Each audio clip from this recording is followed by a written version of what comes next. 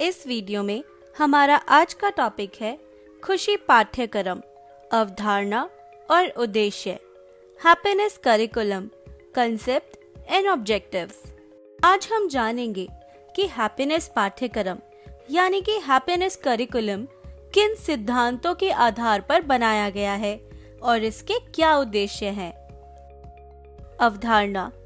वास्तव में हम सब में ये सर्वसम्मति है कि खुशी हर मानवीय गतिविधि के पीछे अंतर्निहित आकांक्षा है। अगला प्रश्न उठता है कि क्या खुशी कुछ समझ, अनुभव से हासिल की गई होती है या सिर्फ अपने समय पर ही हमारे पास आती है? क्या खुशी की संभावनाएं हमारे भीतर है या बाहर है? शुरुआत में खुशी हमारी इच्छाओं की पूर्ति में देखी जा सकती है। हमारी कई इच्छाएं 5 इंद्रियों के माध्यम से पूरी होती हैं। जैसे कि जब हम कोई खेल खेलते हैं, सुखद संगीत सुनते हैं, स्वादिष्ट भोजन खाते हैं, एक फूल को सूंघते हैं आदि। ऐसी क्रियाओं से हमें संतुष्टि और खुशी प्राप्त होती है। इस तरह के संवेदी सुखों के अलावा जब हमारी सुरक्षा, प्यार, स्नेह और देखभाल जैसी भावनाओं की इच्छा हमारे सभी रिश्तों में पूरी होती है, तब भी हम खुशी और संतुष्टि का अनुभव करते हैं। एक विकासात्मक दृष्टिकोण से जैसे जैसे बच्चे बड़े होते हैं, उनकी संज्ञानात्मक और भावनात्मक क्षमताएं आगे विकसित होती हैं। उनमें ज्ञान पाने, दुनिया को समझने और जीवन में अर्थ और उद्देश्य खोजने की प्रबल इच्छा विकसित होती है।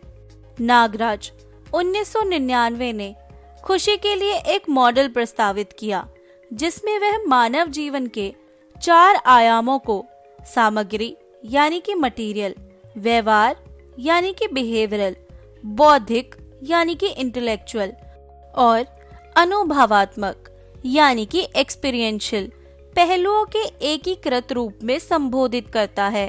ये हमारी इंद्रियों, भावनाओं, सीखने समझने और जागरूकता के अनुरूप है। ये खुशी के 3 आयाम यानी कि हैप्पीनेस ट्रायड बनाते हैं।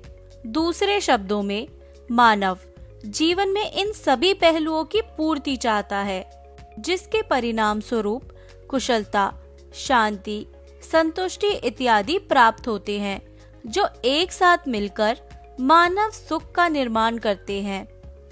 खुशी के आयाम ट्राइड फॉर हैप्पीनेस हमारी इंद्रियों के माध्यम से, थ्रू आवर सेंसेस। ये खुशी हमें 5 इंद्रियों के माध्यम से दृष्टि, ध्वनि, स्पर्श, गंध और स्वाद के माध्यम से मिलती है। हम अपने इंद्रियों के माध्यम से उस खुशी का अनुभव कर सकते हैं, जैसे कि अच्छा खाना खाना, फिल्म देखना और संगीत सुनना इत्यादि। इसकी अवधि कम है। मिठाई का एक टुकड़ा चखने की खुशी या एक अच्छी फिल्म देखना कुछ सेकंड से लेकर कुछ घंटों तक यह रह सकता है। इसीलिए इसे मोमेंटरी हैप्पीनेस के रूप में वर्गीकृत किया जा सकता है। रिश्तों में भावनाएं। हम आंतरिक रूप से स्नेह, देखभाल, कृतज्ञता, हमारे सभी रिश्तों में सम्मान की इच्छा रखते हैं। ये भावनाएं रिश्ते के मूल्य को स्थापित करती हैं और इस प्रकार से उन्हें मूल्य कहा जाता है। हम उम्मीद करते हैं कि ये भावनाएं पूरी होंगी। इन अपेक्षाओं को किसी भी भौतिक चीजों द्वारा नहीं, केवल भावनाओं के द्वारा पूरा किया जा सकता है। जब ये अपेक्षाएं पूरी होती हैं, हम खुशी महसूस करते हैं। इसके अलावा जब हम आंतरिक रूप से किसी के लिए स्नेह, विश्वास, सम्मान, कृतज्ञता के मूल्यों को महसूस करते हैं, तो ऐसी भावनाओं से खुशी लंबे समय तक हमारे साथ रहती है। यह डीपर हैप्पीनेस है। हमारी आंतरिक स्थिति पर उनका प्रभाव लंबे समय तक रहता है और हमें अच्छे रिश्ते रखने में मदद मिलती है।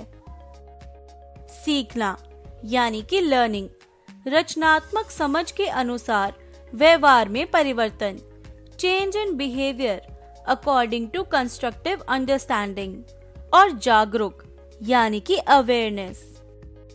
यह हमारे विचारों के बीच में जागरूक होने, हमारे कार्यों के प्रति जागरूक होने और आंतरिक संघर्ष से मुक्त होना है। यह खुशी वह है जो हम अनुभव करते हैं जब भी हम किसी समस्या का हल करते हैं, कुछ नया सीखते हैं। इससे हम एक अवधारणा या सही अर्थ को समझते हैं जो लंबी अवधि तक हमारे साथ रहता है। इसीलिए यह सस्टेनेबल हैप्पीनेस है, जिसमें विचार की स्पष्टता, स्वयं की गहरी समझ, ध्यान केंद्रित करने में सक्षम होना, कारण खोजना, उद्देश्य और हमारे जीवन में समरसता शामिल है। इस तरह की समझ से पैदा होने वाला स्थायी सुख सामाजिक, भावनात्मक और व्यवहार संबंधी कठिनाइयों को दूर करने का एक मार्ग है। एक व्यक्ति जो सीखने से खुशी प्राप्त करता है, वह बदले हुए व्यवहार से, रचनात्मक चिंतनशील और जागरूकता से अपनी खुशी को बनाए रखने में सक्षम होता है, कठिन परिस्थितियों का सामना करने में संतुलित होता है और शांति की भावना को बनाए रखने में सक्षम होता है। ऐसा व्यक्ति सहानुभूतिपूर्ण, दयालु होगा और जीवन में अर्थ और उद्देश्य खोजने में भी सक्षम होगा। आज शिक्षार्थी संवेदी या हमारे इंद्रियों के माध्यम से खुशी के संपर्क में बहुत अधिक है। ऐसा लगता है कि यह जीवन में उनका प्राथमिक लक्ष्य बन गया है। सामंजस्य के महत्वपूर्ण पहलुओं जैसे रिश्तों में भावनाओं और समझ और जागरूकता को वर्तमान शिक्षा में काफी हद तक नजरअंदाज किया जाता है। परिणामी खुशी भी इस प्रकार आंशिक और अल्पकालिक हो जाती है। इस प्रकार यहाँ तक कि एक अत्यधिक कुशल और सक्षम व्यक्ति भी उत्कृष्ट शैक्षणिक योग्यता के बावजूद दुखी और असंतुष्ट रह सकता है, जो कि परस्पर विरोधी भावनाओं के कारण और स्थायी खुशी की स्पष्टता की कमी के कारण है। स्थायी खुशी की ओर बढ़ने में माइंडफुलनेस एक प्रासंगिक भूमिका निभाता है, जिसका अगले वीडियो में जिक्र किया है।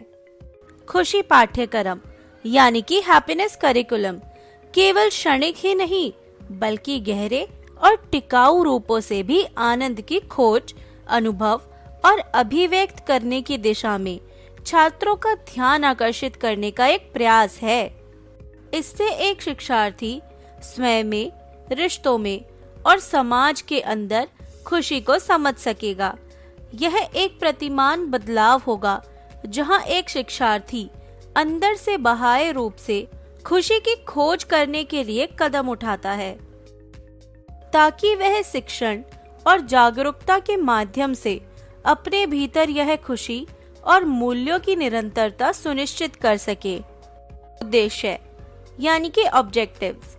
खुशी पाठ्यक्रम के उद्देश्य इस प्रकार है: शिक्षार्थियों में आत्म जागरूकता और माइंडफुलनेस विकसित करना, शिक्षार्थियों में महत्वपूर्ण सोच और पूछताछ के कौशल को विकसित करना, शिक्षार्थियों को प्रभावी ढंग से संवाद करने और खुद को स्वतंत्र और रचनात्मक रूप से व्यक्त करने में सक्षम बनाना, शिक्षार्थियों को रिश्तों में उनकी उम्मीदों को समझने, सहानुभूति विकसित करने और परिवार, साथियों और शिक्षकों के साथ सकारात्मक संबंधों को सुनिश्चित करने में सक्षम करना, शिक्षार्थियों को अपने चारों ओर तनावपूर्ण और परस्पर विरोधी परिस्थितियों से निपटने के लिए जीवन कौशल को लागू करने में सक्षम बनाना, समाज में सार्थक योगदान देने के लिए शिक्षार्थियों में सामाजिक जागरूकता और मानवीय मूल्यों का विकास करना,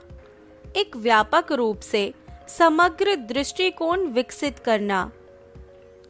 धन्यवाद।